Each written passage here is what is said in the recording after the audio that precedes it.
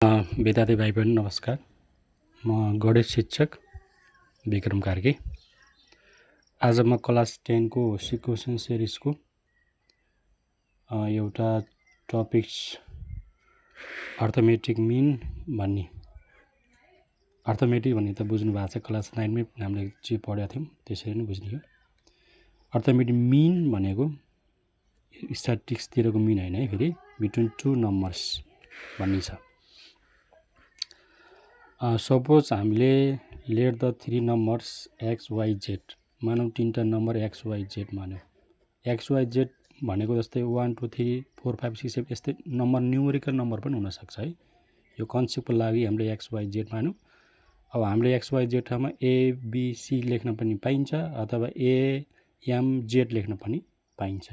एएमजेड लेख्न पनि, अथवा सरी बी लेख्न पनि पाउँछ है त।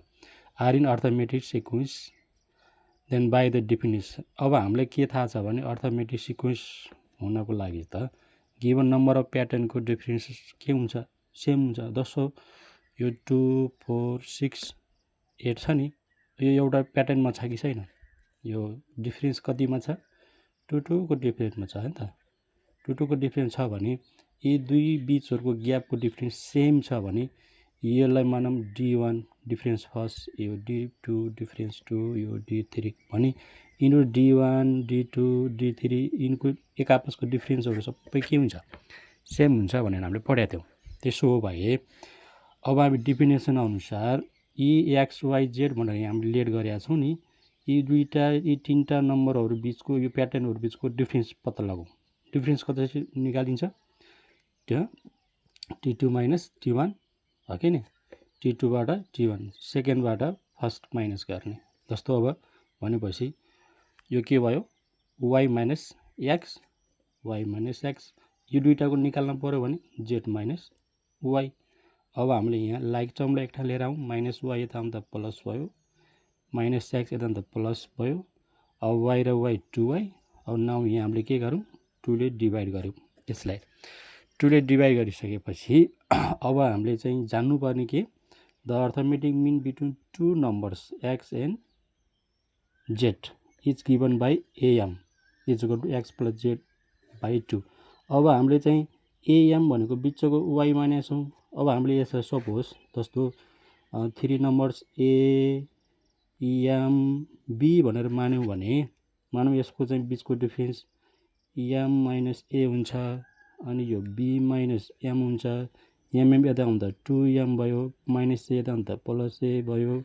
यो भनेको m is equal to a plus b by 2 भनेको m फर मिन भन्ने बुझेको है, बुझ्ने। अब यसरी बुझ्दा पनि हुन्छ। अब जस्तो यसले भन्न खोजेको के हो भने, जस्तो 1 2 3 4 5 हैन।